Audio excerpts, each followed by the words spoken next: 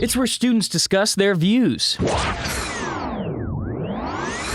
It's Cat Chat, brought to you by Northwest Student Media. It's your blah.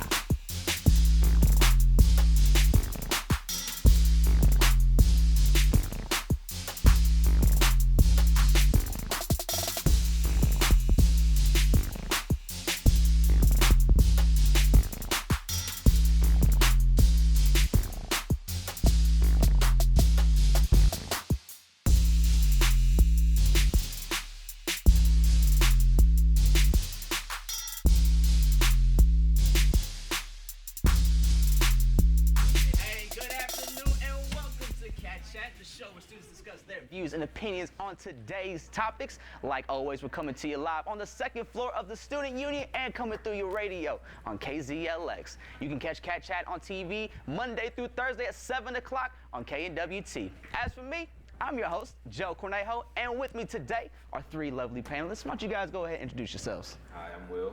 I'm Aaron. I'm Von Trey. Hey guys, welcome to the show. Great to have you. Let's get this show started. All right, we're gonna start with some local news. The Palms Bar recently had its court hearing in regards to their city code violation about their wiener wagon and their party bus behind the bar, but most notably about their liquor license violation. One of their bartenders this past summer knowingly and willingly sold alcohol to 4 minors, and which resulted in those 4 minors being arrested and that bartender being terminated. Now, the conclusion of the court hearing, let's let off the Palms with a verbal warning after having them pay thousands of dollars in fines the last few weeks. So my question to you guys to start the show off is, do you agree with this outcome? Do you think it was fair? Because at one point, it looked like the Palms were going to be shut down. I mean, I agree with the outcome. You can't control what everybody does. You can just hope that somebody's accountable and won't serve minors. But some people break the rules. I think the termination was good enough. Got rid of them. Got some people in there that follow the rules. Never agreed with the winter wagon. Thought that was bad straight out the jump. Food was awful. But yeah, I think the outcome is okay. I thought it was okay too because it's kind of hard because hearing from word of mouth, it was just like Palms is getting in so much trouble and oh my goodness, they're such a bad bar. But like kind of reading like the facts and the like what they said in the paper, it's just that this is kind of the first real time they've gotten in trouble. And like you said earlier, they've been paying their fines. So, and I think if they have the verbal warning to just kind of like this is the time, like take care of this problem, I think it should be a pretty good bar. But if it does happen again, like something you said, it definitely happened. It was a good decision overall to do. Management took the firm action, I guess, to resolve the situation as quick as possible, because you don't want to be in the newspaper in a negative light. Distributing alcohol to minors. It's not what we do. Wait till they get 21 and then they can legally buy drinks. Mm-hmm. But the termination was a good move. They paid their fines, so I'm pretty sure they're taking the right steps to make sure it doesn't happen again. Yeah, and most notably, they got rid of the wiener wagon, thankfully. Yeah. But like you said, that did put them in a bad light, kind of toned down. They may look like they're not a professional bar. So this not talking about just about Palms in general right here, this next question, but this bars in Maryville in general. Do you think it's too easy for minors to get drinks in bars in Maryville? No. I feel like some bars do a good job to monitor, make sure that that all the guests are having a good time, but also ensuring that if you're of age, you won't you won't be hassled, you won't be looked at or monitored throughout the night versus someone who's underage. I think it's really funny that we say that because what I was reading about the Palms is that they said that they were very strict about IDing and marking and stuff, and it said that we use wristbands for both minors and people that are 21 over.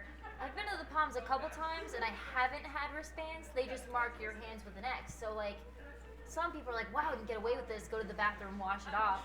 And I guess if you don't have that wristband, they would notice that you're not a minor. But at the same time, people cover their wrists all the time. Whether you could easily have a friend buy you some alcohol and then be like, here, sip on this. And it's well, I guess I can't pull up your sleeve to check if you have it. I think it's pretty easy, honestly. I haven't done it myself, but I mean, I've seen other people do it. I'm a good noodle. Okay. Yeah, I agree. I mean, you can sneak alcohol in the bar as well. You know, there's different ways around it. You don't necessarily have to, you know, get served at the bar, but people sneak in the back doors. Like she said, people watch the exits off. Hey man, don't let all the secrets out. You know, I mean, they know about them. There's nothing they can really do about it. It's just more so knowing who's who and making sure people are being responsible and who they're serving. So this happened in the summertime. In the summertime, there's not a lot of people in Maryville, Right. so it seems like everybody's a little more lax about the rules. How do you think they can tighten up these rules in the summertime when they just seem more lenient when who comes in the bar? To make sure this situation doesn't happen again. I mean, I guess it's just a matter of like who you trust. Because Yeah. I mean, like though that was his employee, and he was trusting his employee to do the right thing, and he didn't, and that got him in trouble. So it's just like you could have people that go around to check to see if like you have like certain people you're letting into the bar, but also too like you have. Sometimes you can't trust your employees, so I guess it's just a matter of like putting things in your own hands. How often do you want to be at the bar to monitor everything? Sure, but they are trained for those situations. They have people who look like customers come in, be underage, have a fake ID, just to test them to see if they're up on their game. But so if they get caught slipping, they can get in a lot of trouble for that. So, you know, I feel like it's up to the bars to teach their bartenders what to look out for, which most bartenders do. Most bars do. Do some more research. Yeah. You can't just be some guy off the street being a bartender. I guess there's a lot more that you have to know that I didn't realize you had to know. All right, good discussion so far for the first topic. When we come back, we'll talk about drug prescription abuse is on the rise, especially in Missouri, right here on Cat Chat.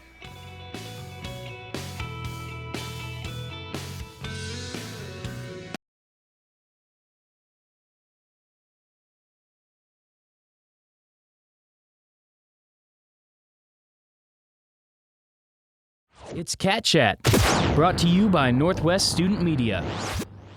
Back here on Cat Chat after talking about some local problems. We're going to continue with some local news. Now, there's a new technology created. It's called the Prescription Drug Program, which monitors drug abuse. And of course, like Missouri, we're the only state that doesn't have it. So our prescription drug abuse has been on the rise. And it's actually starting to affect Maryville. There's people from Florida coming up to Maryville to fill out fake drug prescriptions. And so that's something that the police and law enforcement here have been trying to crack down on. In the last 3 years, there's been 3,000 deaths from opioids. So my question to you guys is prescription drugs more harmful than it is beneficial to people that take them? I feel like it is given on the circumstances. So say for instance, if you go from having a good day to having a job and all this good stuff, and then it goes down the drain the next day. You know, some people may be forced to use prescription drugs as an outlet. You know, sometimes I don't recommend it. You know? But you have those things, but you gotta think about, you know, sometimes it's all a mental state. Mm-hmm. So you use it as you abuse it. So. I think that prescription drugs are doing. I know that people are dying, but it's like for the people that actually get the prescription to use them, like most of the time they do need them. Like I don't think.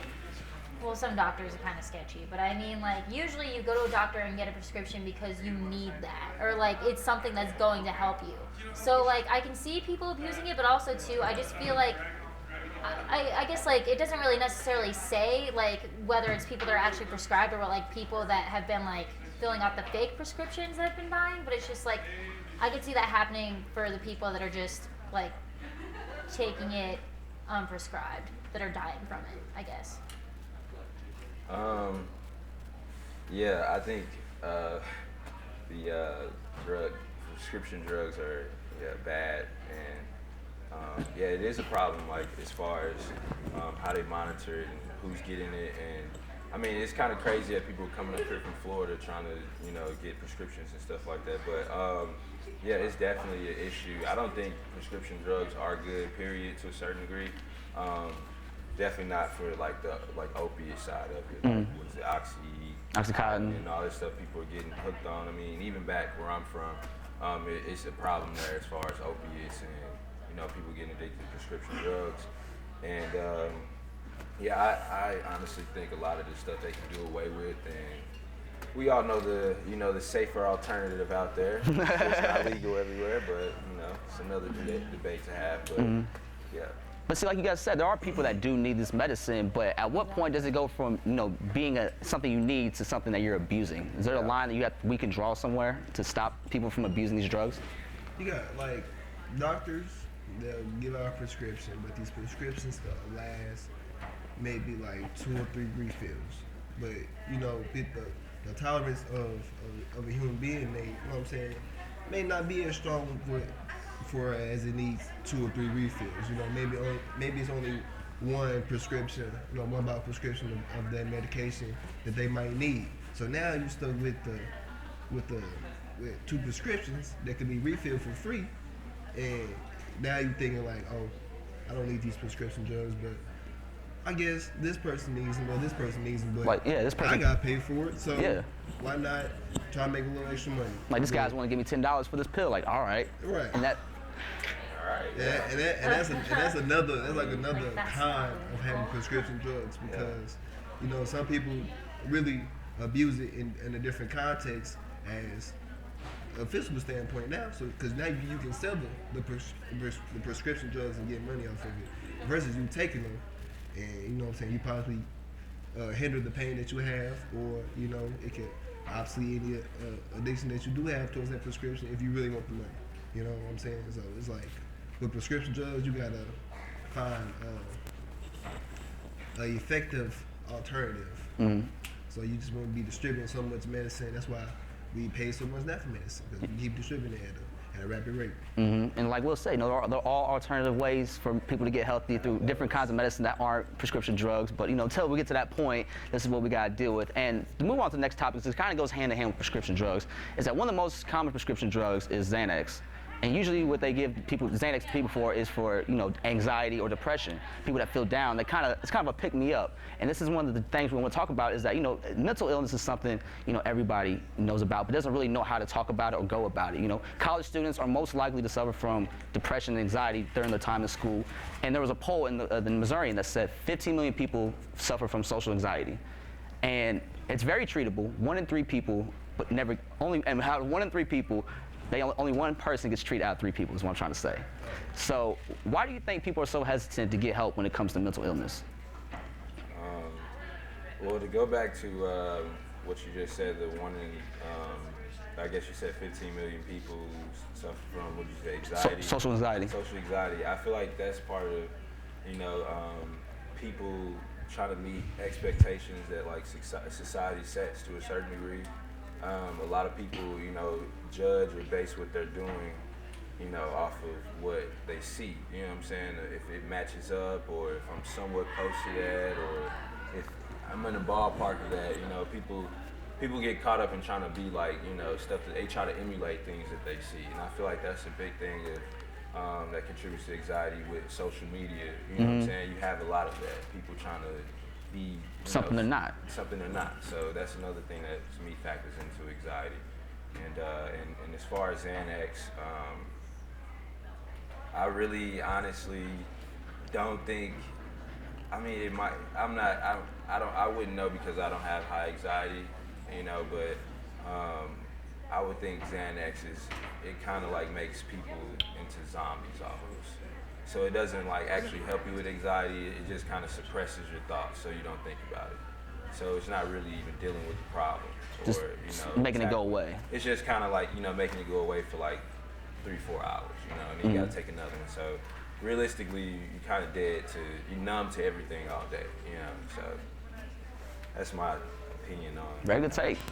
I think a lot of people don't really talk about like a mental illness, or like they don't really get help for it, or like especially with something like anxiety, is because like one, they feel like they're defeated, and 2, they don't want to admit that they have a problem. And like personally, like I always tell myself, like, oh, like I have such bad anxiety, and it's like people keep telling me that I do, and it's like, well, I don't know unless I go see, but it's just like I keep telling myself like I'm fine, there's nothing wrong, like it's just something easy that I'll get over. It's just like I don't want to think that like my anxiety and my stress can like overtake how I handle my problems. So I just pretend like it doesn't exist. Mind over matter, pretty much. Yeah, basically. Like it's all in your head. And that's the scary thing too, is like mental illness, people would just say, it's all in your head, like you can control these things.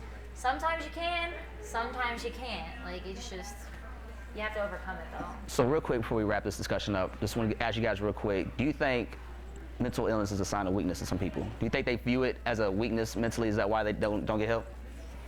I feel like some do, but you gotta realize that a mental illness is a mental illness, and you need to get that taken care of. You know, we all want to be healthy. You know, we all want to live our lives at all time peak. You know, so if you need to get help, get help. Yeah, there's nothing to be ashamed of. You know, say that we got people, you got resources that's willing to do it for almost free. Yeah.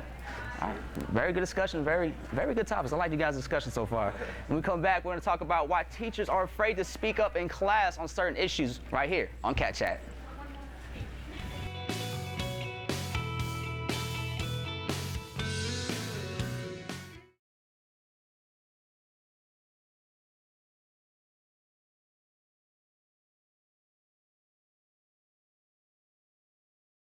It's Cat Chat, brought to you by Northwest Student Media. And welcome back to Cat Chat here in the second floor student union. I'm your host, Joe Cornejo, with my panelists, of course. And we're going to wrap up this last segment talking about our professors. Now, there is an article in the Northwest Missourian that talks about how professors these days are afraid to speak up on the political climate because it's kind of a tense and hostile situation right now. Nobody really wants to give a strong opinion on how they feel about politics because they don't want to be put in a bad light that could possibly risk their career. So, but I feel like in times like these, it's important for us to have leaders we can look up to speak up and, represent us on a larger scale. And I feel like that's what teachers are here to do. You know, they shape the minds and the future of this country, so I feel like it's important for them to speak up. So, do you think this does more harm than good if they don't speak up?